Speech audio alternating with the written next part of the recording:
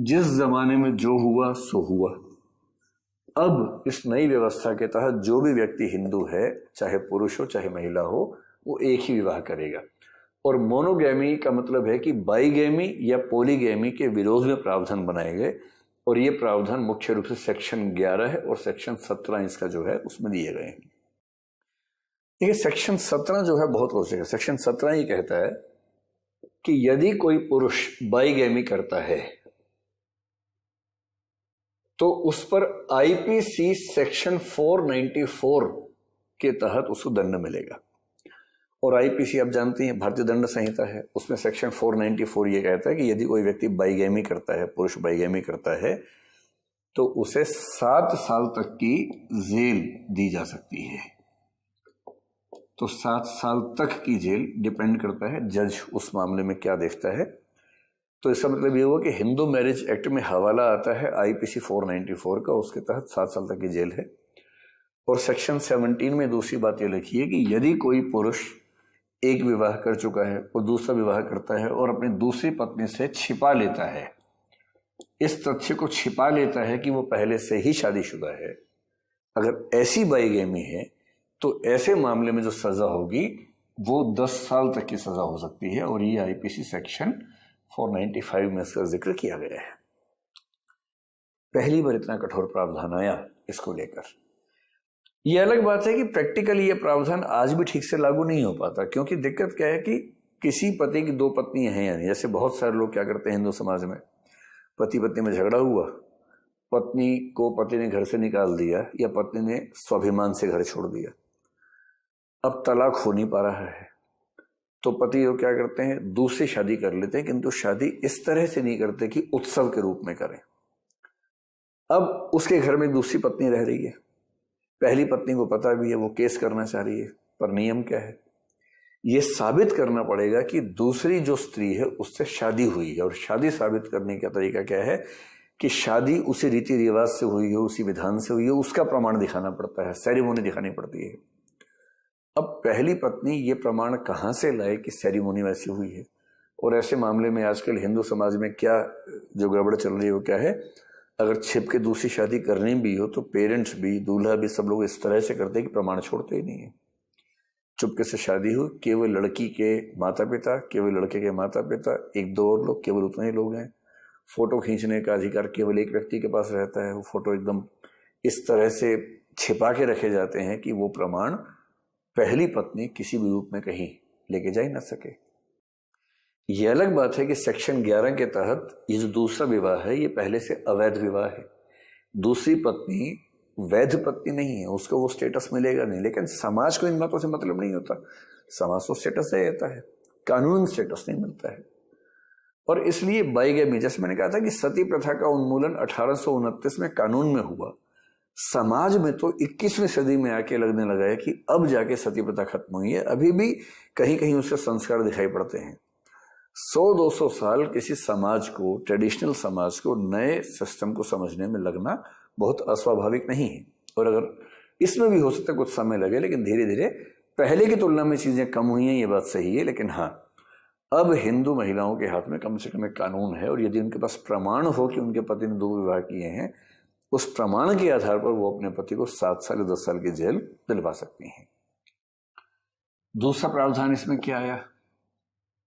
दूसरा प्रावधान इसमें यह है कि कास्ट और रिलीजन जैसे जो मामले हैं इसका बहुत महत्व नहीं है। कास्ट का महत्व नहीं है, रिलीजन का यह है कि हिंदू हो, सिख हो, जैन हो, बौद्ध हो, अगर लड़का लड़की दोनों उसमें आते हैं, वो दोनों इसके तहत शादी कर सकते हैं। यदि मान लीजिए कि अंतर धार्मिक विवाह हो तो उसके लिए 1954 का स्पेशल मैरिज एक्ट, आपको ध्यान होगा मैंने कहा था कि सर हेनरी मैन ने 1873 में स्पेशल मैरिज एक्ट पास करवाया था। वैसा ही स्पेशल मैरिज एक्ट उसको खारिज करके नया बना 1954 में, जिसके तहत कोई कोर्ट मैरिज होती है, उसमें धर्म से कोई मतलब नहीं। हिंदू मैरिज एक्ट और स्पेशल मैरिज एक्ट की भाषा लगभग समान है, अंतर सिर्फ इतना है कि हिंदू मैरिज एक्ट के तहत हिंदू, सिख, जैन और बौद्ध आपस में शादियां कर सकते हैं, लेकिन बाकी धर्मों का व्यक्ति अगर करेगा, इंटर रिलीजियस मैरिज करेगा, तो उसके लिए उन्हें जाना पड़ेगा स्पेशल मैरिज एक्ट में, न कि हिंदू मैरिज एक्ट में होगा। हिंदू मैरिज एक्ट का दूसरा प्रावधान ये है कि इसमें पहली बार डिवोर्स का सिस्टम शुरू हुआ। आपको ये शायद पता ही होगा कि हिंदू धर्म के तहत विवाह को संस्कार माना जाता है। आपको पता है कि 16 संस्कार होते हैं। उन 16 संस्कारों में जो 15वां संस्कार है उसको पाणी ग्रहण संस्कार या विवाह संस्कार कहते हैं। और संस्कार ऐसी चीज है कि उसमें अलग होने का स्कोप नहीं होता है। जैसे कैथोलिक्स हैं, जो कैथोलिक ईसाई हैं, वो भी विवाह को संस्कार के रूप में मानते हैं, इसलिए तलाक बहुत आराम से एक्सेप्ट नहीं करते। यहूदियों के सिस्टम में भारत में आज तक तलाक हो ही नहीं पाता है, क्योंकि तलाक उन्होंने एक सिस्टम के रूप में रखा ही नहीं। इन सब धर्मों में विवाह को संस्कार माना गया, लेकिन इस्लाम में विवाह एक समझौते के रूप में, कॉन्ट्रैक्ट के रूप में है। तो हर धर्म की अपनी अपनी मान्यता होती है इस मामले में।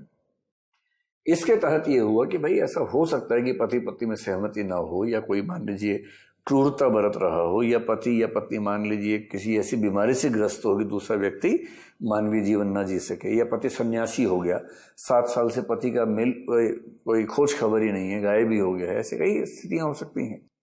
तो उनमें कम से कम ये स्कोप रहे कि वो अलग हो सके, और इसलिए डिवोर्स की व्यवस्था की गई। डिवोर्स के बहुत सारे आधार बताए गए हैं, और सेक्शन 13 जो इसका है, अभी भी आप देखेंगे हिंदू समाज में ना, ये हिंदू मैरिज एक्ट का सेक्शन 13 बहुत प्रसिद्ध है। पहले व्यवस्था ये की गई थी क्योंकि उस समय के जो रूढ़िवादी लोग थे उनका मानना था कि तलाक नहीं आना चाहिए। अंत में तैयार हुए विवाह विच्छेद की व्यवस्था लाने के लिए, पर यह हुआ कि विवाह के 3 साल तक तलाक नहीं होगा, ये हिंदू मैरिज एक्ट में लिखा गया था। बाद में कुछ संशोधन हुए, कुछ जो कोर्ट के जजमेंट्स आए। अब स्थिति ये है कि आपसी सहमति से तलाक लेने के लिए 1 साल का समय पर्याप्त माना जाता है। 1 साल होते ही पति पत्नी अगर सहमत हैं तो कोर्ट में अपनी पिटीशन डाल के तलाक ले सकते हैं। अब उतना मुश्किल नहीं रहा है। तीसरी बात, एक धारणा इसमें आई जिसको बोलते हैं सपिंड विवाह। देखिए, आपको पता है कि हिंदुओं में और बाकी समाजों में कई गंभीर अंतर हैं। कुछ लोग मानते हैं कि जो एक गोत्र के व्यक्ति हैं उनमें विवाह नहीं होना चाहिए। एक गोत्र का मतलब हुआ कि वैदिक काल में जो एक परिवार में थे वो आज तक एक परिवार का हिस्सा है। यानी इतनी पीढ़ियां, सैकड़ों पीढ़ियां गुजरने के बाद भी अगर वो एक परिवार का हिस्सा है तो बड़ा संकट ही आता है। कहाँ कहाँ तक आप अपने परिवार को मान के चलेंगे। और इससे क्या होता है कि आपके विवाह की जितनी संभावनाएं हो सकती थी, उन लाखों संभावनाओं में से लगभग बहुत ज्यादा संभावनाएं, शायद 2/3 से ज्यादा संभावनाएं खत्म हो जाती हैं, क्योंकि अधिकांश वो लोग जिनका संपर्क हमारे साथ होता है वो बहुत पीछे जाएंगे तो हमारे गोत्र या हमारे परिवार के संबंध में निकल सकते हैं। मनुस्मृति कहती है कि 7 पीढ़ियों तक हमें देख लेना चाहिए कि विवाह न हो भाई बहन के बीच में। मुसलमानों में व्यवस्था यह है कि सगे भाई बहन को छोड़ के किसी से भी विवाह हो सकता है। अब पता नहीं कि मेडिकली कौन सी व्यवस्था ठीक है, लेकिन मुसलमानों में भी दुनिया भर में देखें तो जीवन प्रत्याशा हो या हेल्थ का जो इंडिकेटर्स हो वो ऐसे तो नहीं है कि बहुत चिंताजनक हो, इसलिए कहना बड़ा मुश्किल है। लेकिन हिंदू मैरिज एक्ट ने इस मामले में व्यवस्था की है कि सपिंड विवाह का मतलब है कि फादर की तरफ से 5 पीढ़ी और मदर की तरफ से 3 पीढ़ी, और ये 5 और 3 इंक्लूसिव है, यानी दूल्हे को मिलाकर 5 पीढ़ियां और दुल्हन को मिला के 3 पीढ़ियां। दूल्हे दुल्हन के पिता की तरफ 5 पीढ़ियां उनको मिला के, और दूल्हा दुल्हन को मिलाकर उनकी मदर की तरफ 3 पीढ़ियां। इसका मतलब क्या हुआ, जैसे कोई लड़का है, लड़के की माँ दूसरी पीढ़ी हो गई, और माँ के जो पिता हैं या माँ हैं, नाना हैं, वो तीसरी पीढ़ी हो गई। तो नाना तक के परिवार से अगर कोई लड़की आ रही है तो उससे इस लड़की की शादी नहीं हो सकती है, लेकिन उसके पीछे है तो कोई दिक्कत नहीं है। और इसलिए इसको बोलते हैं सपिंड विवाह की अनुमति नहीं है।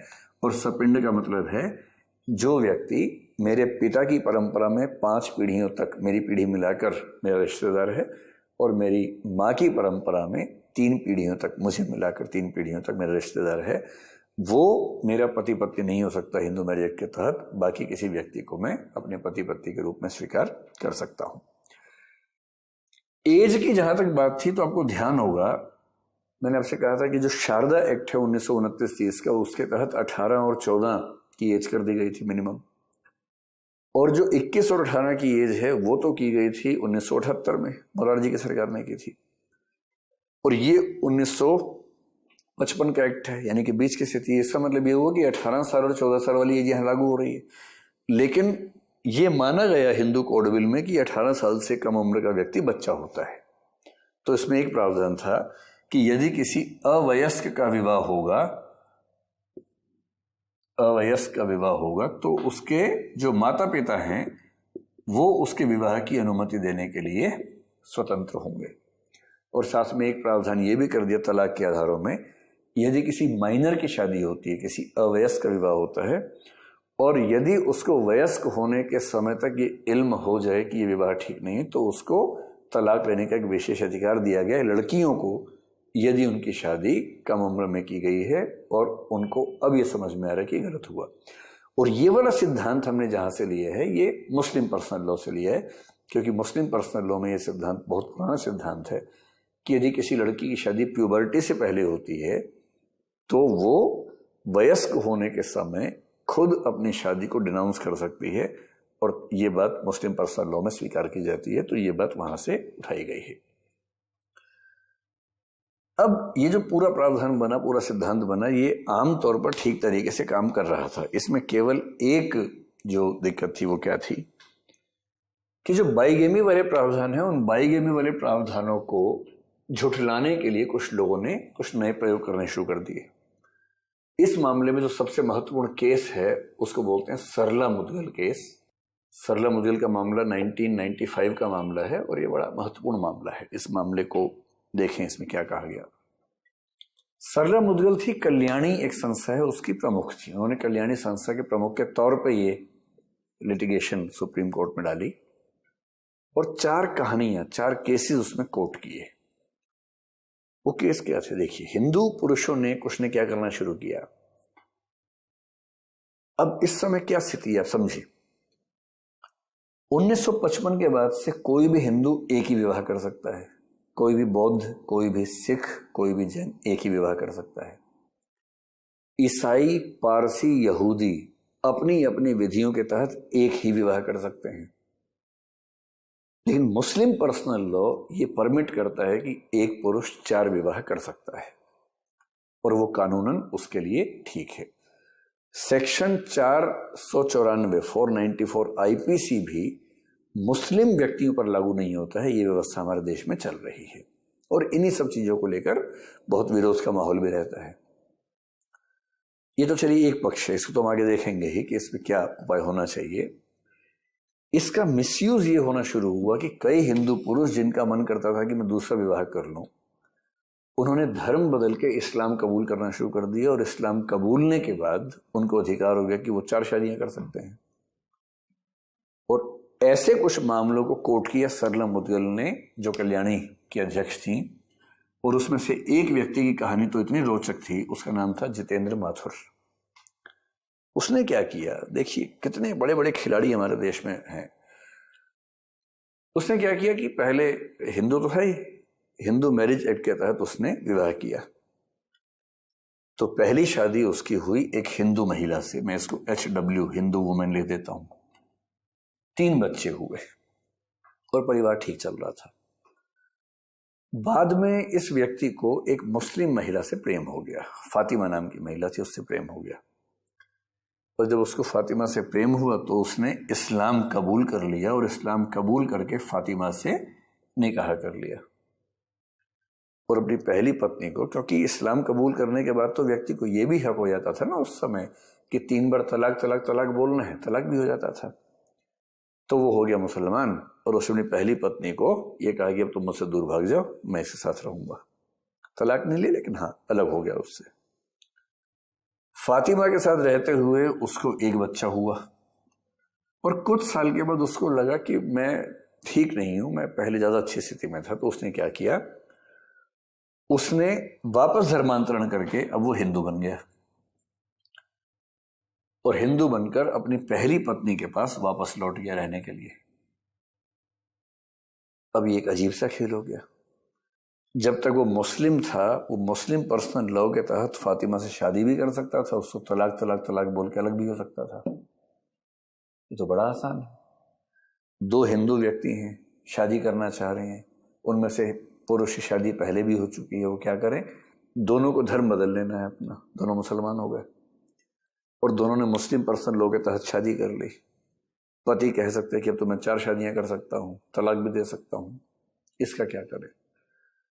और जब ऐसे 4 मामले सरला मुदगल केस में सुप्रीम कोर्ट के सामने, तब सुप्रीम कोर्ट ने उस पर जस्टिस कुलदीप सिंह बैठे हुए थे। उन्होंने गंभीरता से इस मामले को लिया और स्पष्ट किया कि हिंदू मैरिज एक्ट के तहत जो विवाह हुआ है, जब तक अदालत से डिवोर्स की डिक्री ना मिल जाए तब तक धर्मांतरण से भी डिवोर्स नहीं माना जाएगा। और यदि कोई व्यक्ति हिंदू मैरिज एक्ट के तहत विवाह करके धर्मांतरण करके चला जाता है बिना तलाक की डिक्री अदालत से लिए, तो उस पर आईपीसी का सेक्शन 494 वैसे ही लागू होगा जैसे उसके हिंदू रहने पर लागू होता।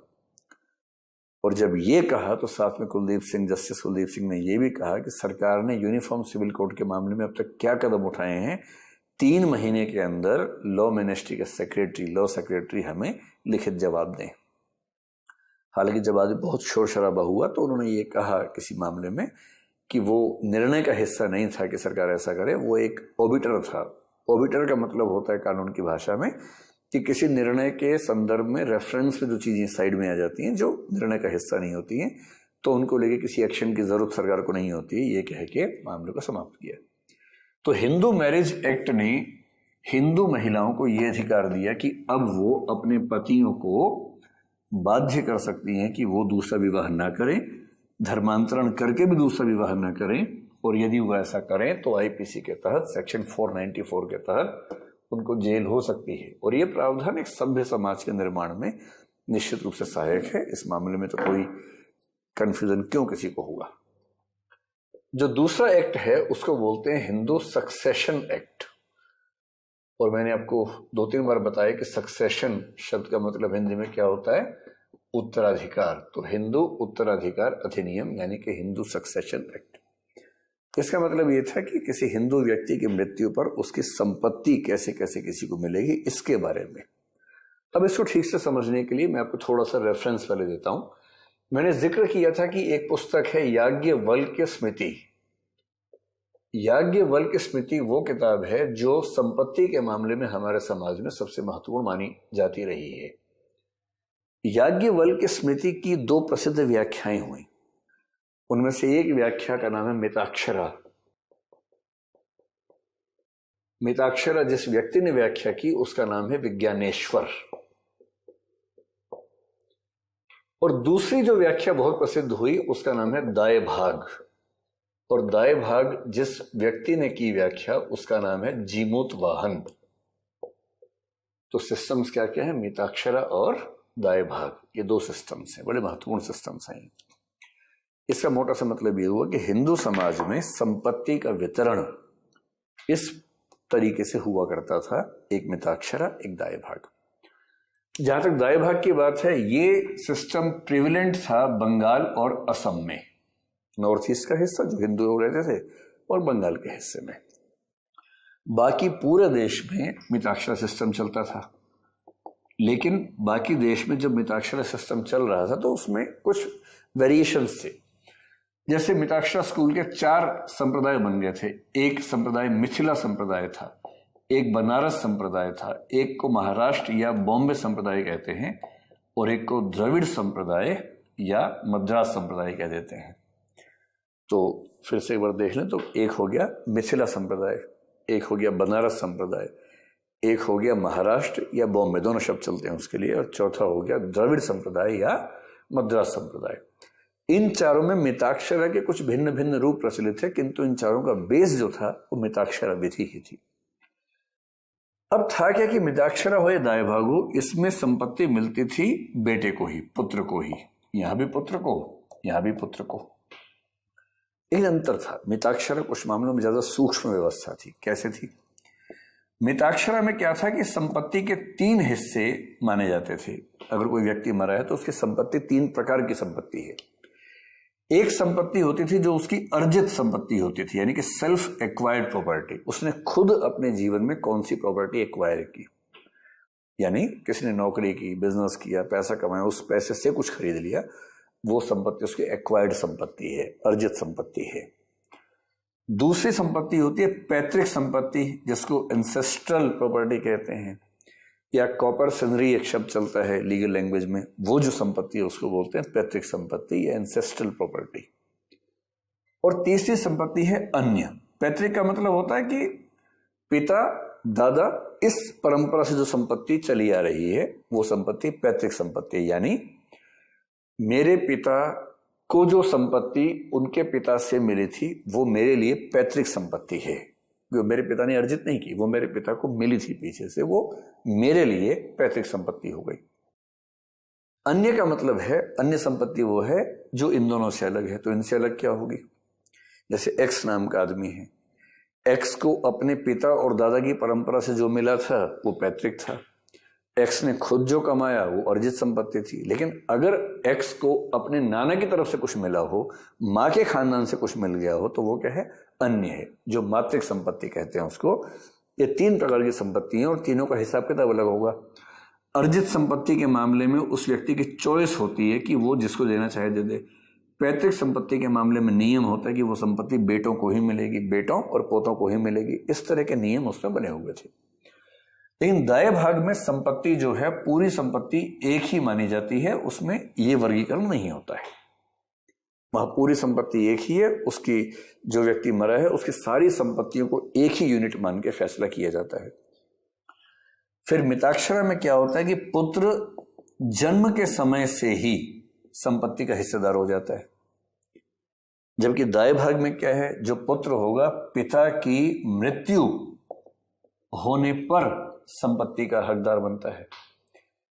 यानी मिताक्षरा सिस्टम में जैसी बेटा पैदा हुआ संपत्ति का हिस्सेदार वो भी है। अब संपत्ति बटेगी कब अलग बात है, लेकिन वो संपत्ति का हिस्सेदार है। इसलिए आप देखेंगे कि कई पुत्र लोग, लड़के लोग अपने यौवन के समय में या किसी उम्र में कहते हैं कि भाई संपत्ति का बंटवारा कर दो। तो संपत्ति का बंटवारा कर दो ये कहने का मतलब ये कि मिताक्षरा सिस्टम को मान रहे हैं, क्योंकि पुत्र जन्म से ही संपत्ति का हकदार है। इसलिए संपत्ति का विभाजन पिता के जीवन काल में हो सकता है। लेकिन दाएं भाग सिस्टम में, बंगाल में, असम में पिता के जीवन काल में संपत्ति का वितरण करने के लिए कोई डिमांड कर ही नहीं सकता, क्योंकि वो संपत्ति के हकदार हैं ही नहीं। संपत्ति के हकदार तब होंगे जब पिता की मृत्यु होगी, उसके पहले है ही नहीं हकदार। जो पत्नी है या माँ है उसका हिस्सा क्या है? दोनों सिस्टम्स में माँ का हिस्सा पुत्र के बराबर होता है, जितना संपत्ति पुत्र को उतनी माँ को। लेकिन पुत्र संपत्ति के बंटवारे की डिमांड कर सकता है, माँ डिमांड नहीं कर सकती, क्योंकि माँ का लिमिटेड एस्टेट है। और लिमिटेड एस्टेट का मतलब ये है कि वो संपत्ति के हिस्सेदार तो है, किंतु संपत्ति को बेचने का, संपत्ति को एलियनेट करने का हक नहीं रखती है। और वहां ना तो पुत्र संपत्ति के बंटवारे की बात कर सकता है, ना माँ कर सकती है। हालांकि माँ का हिस्सा वहां भी पुत्र के बराबर माना गया, यहां भी पुत्र के बराबर माना गया है। ये 2 सिस्टम्स भारतीय परंपरा में लंबे समय से चले आ रहे थे। इंडियन सक्सेशन एक्ट का मतलब ये हुआ, सबसे पहले तो मिताक्षरा और दाएं भाग अब खत्म हो गए और अब एक यूनिफॉर्म सिस्टम भारत के किसी भी हिंदू के लिए संपत्ति के उत्तराधिकार का सिस्टम यूनिफॉर्म हो गया। अब उसमें ये जो डिस्पैरिटीज थी, एक तो दाएं भाग मिताक्षरा की और दूसरा मिताक्षरा के भी जो 4 स्कूल से ये जो डिस्पैरिटीज थी, ये सारी खत्म हो गई। अब एक कॉमन सिस्टम बन गया जिसके तहत भारत के सारे हिंदू, और हिंदू का मतलब ध्यान रखना, हिंदू, सिख, जैन, बौद्ध, इन सब के संपत्ति का उत्तराधिकार इससे तय होने लगा। दूसरी बात क्या है कि महिलाओं को संपत्ति का हिस्सा मिला। अब एक बार ध्यान कीजिए, मैंने आपको कहा था कि 1937 का जो देशमुख एक्ट था, जिसकी व्याख्या करने के लिए हिंदू लॉ कमेटी बनी थी, BN राव वाली। आप लोग बहुत थक तो नहीं गए? मेरे ख्याल से ऐसा तो नहीं हो रहा कि मैं कुछ बोल रहा हूँ और आपके दिमाग में तितलियां उड़ रही हूँ, यहाँ का वहाँ, वहाँ का यहाँ हो गया हो। जब जब ऐसा लगे मैं बार बार कहता हूँ, पॉज कीजिए, थोड़ा आराम कीजिए, उसके बाद बढ़िए। आज की क्लास का तो मुझे कुछ भरोसा नहीं है कितनी लंबी चलेगी। अभी हम हिंदू कोड बिल समझ रहे हैं, अभी तो मुस्लिम का पूरा सिस्टम समझना है। मुस्लिम पर्सनल लॉ में शरिया क्या होता है, फिर वहाँ के जो क्रिमिनल लॉज कैसे बने, फिर वो भारत पे कैसे अप्लाई हुए, फिर शरीयत एप्लीकेशन एक्ट से लेकर शाह बानो, शायरा बानो, फिर शमीमा हाशमी, ये शबाना हाशमी, इतने सारे केसेस हैं। ईसाइयों का सिस्टम, पारसियों का सिस्टम, यहूदियों का सिस्टम। मुझे ये भी लग रहा है कि टॉपिक मैंने उठा के गलती तो नहीं कर दी। इतना लंबा टॉपिक, मेरा ख्याल था कि 3-4 घंटे में हो जाएगा, पर लगता है कि 4 घंटे तो होने वाले होंगे और अब तक तो आधा भी नहीं हुआ। तो चलिए आज जितना हो पाता करते हैं, और कोशिश कीजिएगा कि ब्रेक ले लेके देखते रहिएगा, नोट्स बना लीजिएगा, क्योंकि अगले 3 साल तक ये टॉपिक पूरे भारत के हर समझदार व्यक्ति का दिमाग खराब करने वाला है। इतने लेख छपेंगे, इतना अखबारों में आएगा, इतना टीवी में बहसें होंगी, और अधिकांश बहसें इतनी उथले सर की होंगी कि लोग इसको सीधे सीधे हिंदू मुसलमान करते रहेंगे, ये नहीं समझेंगे कि इसके पीछे बैकग्राउंड कितनी लंबी और कितनी गहरी है।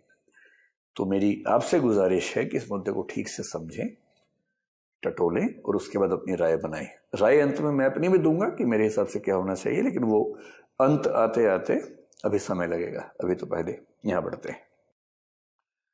तो हिंदू सक्सेशन एक्ट जो आया, उसके तहत महिलाओं को संपत्ति मिली। 1937 के देशमुख एक्ट में महिलाओं को संपत्ति मिली थी, विधवाओं को भी संपत्ति मिल गई थी, किंतु वो लिमिटेड एस्टेट मिली थी। और लिमिटेड एस्टेट का मतलब संपत्ति के कानून में होता है कि संपत्ति तो है, धारण करने का हक है, यूज करने का हक है, किंतु बेचने का हक नहीं है। इसको बोलते हैं लिमिटेड एस्टेट।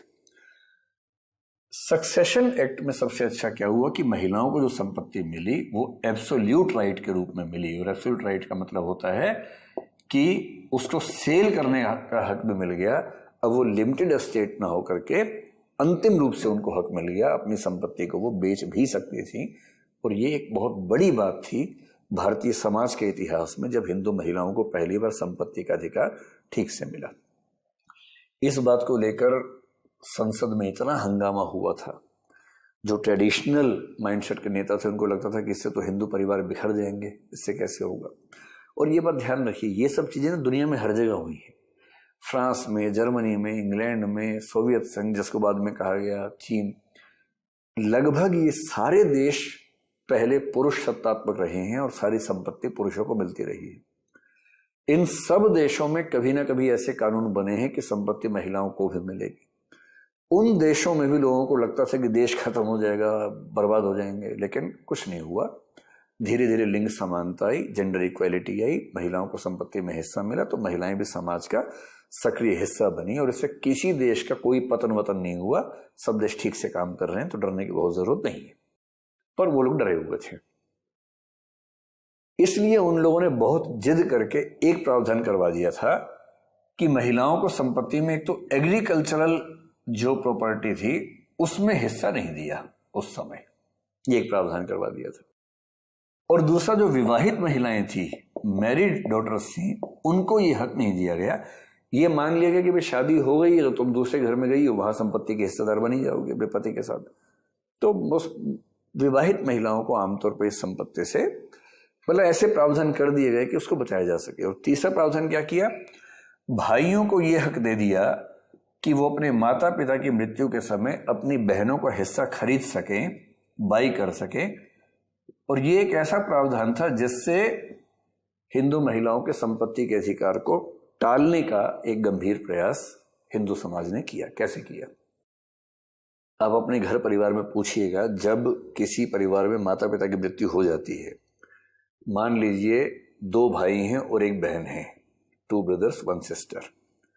अब कानूनन सारी संपत्ति के 3 हिस्से होने चाहिए, ये तो कानून कहता है। समाज की मान्यताएं, समाज की नैतिक मान्यताएं ये कहती हैं कि लड़कियों को संपत्ति में हिस्सा नहीं मांगना चाहिए। तो ये परंपराएं चली आ रही हैं। पेरेंट्स अपने बच्चों को बचपन से ही सब सिखाते हैं, तो लड़कियों को ये सिखाया जाता है। ये भी सिखाती है कि भाई तुम्हें दहेज जो इतना सारा देंगे वो तो इसीलिए दे रहे ना कि संपत्ति में हिस्सा ना देना पड़े। ये सब करके जब बंटवारे का समय आता है तो एक डॉक्यूमेंट बनता है जिसको बोलते हैं रिलिंक्विशमेंट डीड कहते हैं, आरडी उसको बोलते हैं, रिलिंक्विशमेंट डीड कहते हैं, RELINQUISHMENT, रिलिंक्विशमेंट डीड। हाँ, ये डॉक्यूमेंट साइन होता है। इस डॉक्यूमेंट में जो बहनें होती हैं वो साइन कर देती हैं ये लिख के कि जो संपत्ति का मेरा हिस्सा बनता है मुझे उसको लेने में रुचि नहीं है, मैं चाहती हूँ कि मेरा हिस्सा मेरे भाइयों के नाम पर शिफ्ट कर दिया जाए। और इस बेस पर भाइयों को संपत्ति मिल जाती है। और अगर किसी घर में कोई लड़की ये कह दे कि नहीं मुझे संपत्ति में हिस्सा चाहिए, तो आपको पता ही है कि समाज के बाकी लोग उसको घूर घूर के ताने मार मार के ऐसा बना देते हैं कि उसका आत्मसम्मान ही खत्म हो जाए बेचारी का।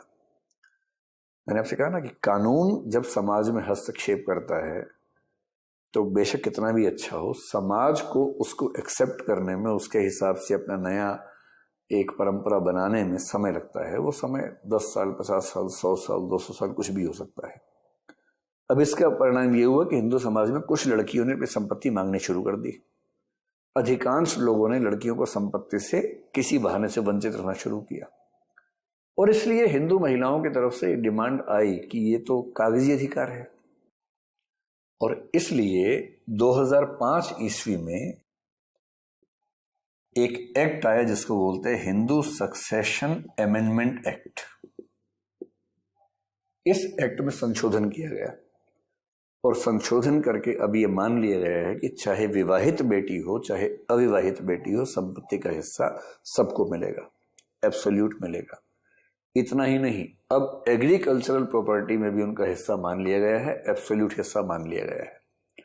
और इसका मतलब ये हुआ कि कोई हिंदू लड़की संपत्ति में हिस्सा ले ना ले उसकी चॉइस हो सकती है, लेकिन उसके पास कानून की तरफ से पूरा अधिकार है, अपने भाई के बराबर, एकदम बराबर संपत्ति लेने का अधिकार है। और ये हिंदू समाज का बहुत बड़ा साहस है, बहुत बड़ी बधाई उसको मिलनी चाहिए कि उसने अपनी महिलाओं को, अपनी बेटियों को संपत्ति का हिस्सा बराबर देने का साहस दिखाया, पहल की, जो कि बाकी समाजों के लिए भी प्रेरणा की बात हो सकती है, भारतीय परिवेश में कम से कम हो सकती है। एक अंतिम बात यह है कि हिंदू सक्सेशन एक्ट में इन दोनों में से मिताक्षरा सिस्टम को बेस बनाया गया, और इसलिए आज भी कोई हिंदू मरता है तो उसमें जो संपत्ति होती है उसकी पैतृक संपत्ति और उसकी अर्जित संपत्ति दोनों अलग अलग होती हैं। अर्जित संपत्ति के मामले में उस व्यक्ति की चॉइस है कि वो अपनी संपत्ति किसी को भी दे सकता है। पैतृक संपत्ति के मामले में उसके पास कोई चॉइस नहीं है, पैतृक संपत्ति उसको अपनी अगली पीढ़ी को ही देनी होगी। बड़ा सरल सा है। अगर एक्स नाम के व्यक्ति को अपने पेरेंट से पैतृक संपत्ति मिली है तो वो अपने जीते जी उसको खर्च तो कर सकता है, कंज्यूम तो कर सकता है, लेकिन यदि उसकी मृत्यु के समय वो संपत्ति बची हुई है तो वो संपत्ति अपनी चॉइस से किसी को दे नहीं सकता है। वो संपत्ति मिलेगी उसी तरीके से जो तरीका सक्सेशन एक्ट में लिखा हुआ है, उसके बच्चों को ही मिलेगी या पत्नी को मिलेगी। किंतु जो संपत्ति उसने अपने जीवन काल में अर्जित की है, खुद कमाई है, उस संपत्ति पर उसका एब्सोल्यूट राइट है, वो किसी को भी, अपने बच्चों को देना चाहे उनको दे, किसी धार्मिक संस्था को, किसी सामाजिक संस्था को, किसी और व्यक्ति को देना चाहे उसको देके जा सकता है। ये उसकी चॉइस का मामला है। इसलिए इंडियन सक्सेशन एक्ट व्यक्ति के अधिकारों में और परिवार के अधिकारों के बीच में एक बड़ा अच्छा बैलेंस स्ट्राइक करता है। ये उसके लिए एक तारीफ बनती है, हमें उसकी तारीफ करनी चाहिए। ये दो थे महत्वपूर्ण एक्ट्स उन चार में से। बाकी दोनों एक्ट्स उतने महत्वपूर्ण नहीं है, लेकिन 2-2 मिनट में समझ लीजिए कि हिंदू कोड बिल के तहत जो बाकी दो एक्ट 1956 में पारित हुए वो कौन से एक्ट थे। जो तीसरा एक्ट था उसका नाम था Hindu minority and guardianship act. Minority में बताया जाता है कि किस व्यक्ति को माइनर माना जाएगा, किस व्यक्ति को अवयस्क माना जाएगा, और इसमें मोटी सी बात है कि 18 साल तक के बच्चों को इस सिस्टम के तहत अवयस्क माना गया है हमारे हिंदू एक्ट के तहत। साथ में यह भी कहा जाता है कि इस माइनॉरिटी का जो गार्जियन होगा वो गार्जियन कौन होगा, उसका संरक्षक कौन होगा। तो उसमें एक बड़ा सिंपल सिस्टम बना दिया गया है कि सन हो या अनमैरिड डॉटर हो, सन तो हमेशा ही, और डॉटर जो अनमैरिड है वो, ये जो है इनकी जिम्मेदारी प्राथमिक तौर पर रहेगी पिता की, और पिता न हो तो नंबर 2 पर माता की रहेगी। ध्यान रखना है। 18 साल तक कोई व्यक्ति माइनर है। 1956 में 14 साल की उम्र में लड़की की शादी हो सकती थी। लड़का तो 18 से पहले शादी कर नहीं सकता था, तो लड़का जब 18 का होगा तो माइनर रहेगा ही नहीं। लड़की माइनर हो सकती है कि शादी हो ही जाए। तो बेटा हो 18 साल की उम्र तक, और अनमैरिड डॉटर है, अगर जिसको यूडी कर देते हैं, अनमैरिड डॉटर है, इन दोनों का संरक्षक, प्राकृतिक संरक्षक, नेचुरल गार्जियन कौन है? फादर है। फादर न हो तो मदर है। यदि कोई इलिसिट रिलेशनशिप से पैदा हुआ सन है या इलिसिट रिलेशनशिप पैदा हुई अनमैरिड डॉटर है, अवैध संबंध कि पति पत्नी है, एक परिवार है, लेकिन पति का संबंध कहीं और भी था, वहां एक बच्चा उसका है, उस बच्चे की तो कोई गलती नहीं है ना, उस बच्चे की जिम्मेदारी तो कोई लेगा ही लेगा। तो विवाहेतर संबंधों से उत्पन्न पुत्र या विवाहेतर संबंधों से उत्पन्न अवयस्क पुत्री, अविवाहित पुत्री, अनमैरिड डॉटर जो है, उसकी जिम्मेदारी प्राथमिक तौर पर मां को दी गई है और सेकेंडरी तौर पर पिता को दी गई है, फादर को। अगर मां नहीं है तो पिता को जिम्मेदारी मिलेगी। और तीसरी बात कही गई है कि जो वाइफ है, शादी हो गई है, तो उसका संरक्षक कौन है? उसका हस्बैंड। कुछ फेमिनिस्ट मूवमेंट कहते हैं कि ये बात गलत है, इसमें महिला को हमेशा पुरुष पे आश्रित माना गया है। ये बात ठीक है, क्योंकि बात तो गलत ही लगती है, लेकिन ये है कि हमारे समाज में क्योंकि अधिकांश महिलाएं अभी भी आर्थिक उद्यम में शामिल नहीं है, तो उनकी कम से कम मेंटेनेंस की व्यवस्था, उनकी जिम्मेदारी की व्यवस्था उनके पति को दी गई है। इसके पीछे एक तर्क ये है। लेकिन ये बात सही है कि जब जब कोई महिला स्वनिर्भर हो जाए तो उसके बारे में ये प्रावधान छोड़े जा सकते हैं, इसमें संशोधन किए जाने की बात हो सकती है। गार्जियनशिप का मतलब बेसिकली इतना ही होता है, यदि किसी के माता पिता की मृत्यु हो जाती है या मान लीजिए माता पिता छोड़ के चले गए, बच्चा अनाथ हो गया है, तो उससे गार्जियन कौन होगा? तो एक तरीका होता है कि माता पिता किसी को अपॉइंट करके गए हैं, और नहीं तो कोर्ट अपॉइंट करती है। तो गार्जियन नेचुरल तो ये होते हैं, नेचुरल ना हो तो अपॉइंटेड बाय द कोर्ट या अपॉइंटेड बाय द पेरेंट्स। जैसे मान लीजिए कोई माता पिता हैं, उनकी मृत्यु होने वाली, उनको पता लग गया, उनका बच्चा है 8 ही साल का। बैरम खां और अकबर को याद कीजिए, तो 8 साल का बच्चा है, उसको संपत्ति उसकी बहुत सारी है। अब ये 8 साल का बच्चा कैसे संपत्ति को संभालेगा?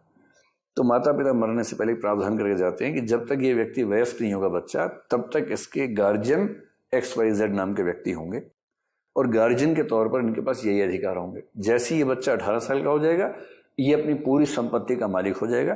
तब तक भी संपत्ति का मालिक तो बच्चा है, लेकिन तब तक संपत्ति का इस्तेमाल कैसे होना है, संपत्ति के जो डॉक्यूमेंट्स हैं, टैक्स पे करना है, वो सब कौन करेगा? वो संरक्षक पे करेगा। इस तरह की व्यवस्था को बोलते हैं गार्जियनशिप का सिस्टम। ये हो गया Hindu minority and guardianship act. और चौथा और अंतिम एक्ट जो पारित हुआ उसको बोलते हैं Hindu adoption and maintenance act 1956। अब अगर मैं आपको एक बड़ी चकित करने वाली बात बताऊं कि भारतीय समाज में एडॉप्शन करने का हक केवल हिंदुओं के पास है। ईसाई, यहूदी, मुसलमान, पारसी किसी बच्चे को एडॉप्ट कर ही नहीं सकते। यही यूनिफॉर्म सिविल कोड का महत्व समझ में आता है, क्योंकि प्रावधान ही ऐसे नहीं है।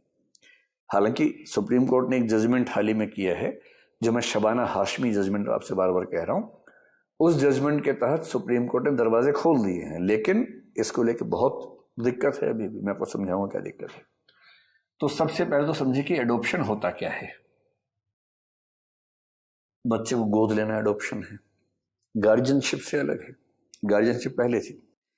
जैसे मान लीजिए X और Y नाम के पति पत्नी हैं, उनका बच्चा है Z, और ये दोनों मरने वाले हैं, तो इन्होंने A को इसका गार्जियन बना दिया। गार्जियन के राइट्स केवल इतने होते हैं कि जब तक ये बच्चा बड़ा ना हो जाए, वयस्क ना हो जाए, तब तक उसके बारे में फैसले करना, और जैसे ही वो बच्चा बड़ा हो जाएगा उसके बाद वो एक इंडिपेंडेंट इंडिविजुअल है और वो अपने तरीके से जिएगा। गार्जियन की संपत्ति में इसका कोई हिस्सा नहीं होगा, और इसके वयस्क होने के बाद गार्जियन इस बच्चे पर भी धौंस चला भी नहीं सकता है। बैरम खां अकबर पे कब तक धौंस चलाएगा? अकबर सियाना हो जाएगा तो अकबर हो जाएगा, फिर बैरम खां कौन पूछेगा उसके बाद। लेकिन एडॉप्शन का मतलब होता है कोई ऐसा जोड़ा है, पति पत्नी, जिनका बच्चा नहीं है, मान लीजिए वो चाहते हैं कि बच्चा हो, फिजिकली वो ऐसी स्थिति में नहीं है कि खुद माँ बाप बन सकें, तो एक बच्चे को गोद लेंगे, और जब बच्चे गोद लेंगे तो वो उसके लीगल पेरेंट्स हो जाएंगे, और उनके पास वो सारे राइट्स होंगे जो बायोलॉजिकल पेरेंट्स के पास, यानी कि नेचुरल गार्जियंस के पास होते हैं, वो सारे राइट्स होंगे। और ये बच्चा उनकी संपत्ति का हकदार भी होगा उनकी मृत्यु के बाद। एडॉप्शन का ये मतलब होता है। अब Hindu adoption and maintenance act के तहत कुछ प्रावधान किए गए हैं।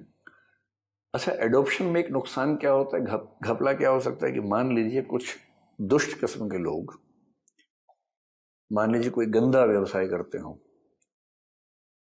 एक पति पत्नी है जो किसी गलत व्यवसाय में लिप्त हैं, उनको अपना गलत व्यवसाय बढ़ाने के लिए लड़कियों की जरूरत पड़ती है, उनको बेचते हैं, खरीदते हैं, और मान लीजिए कि वो छोटी उम्र की लड़कियों को गोद लेना शुरू कर दें, और गोद लेने के बहाने बाद में उनको उस गंदे व्यवसाय में धकेलना शुरू कर दें या अपनी कुंठाओं को दूर करने का उपाय करने लगे।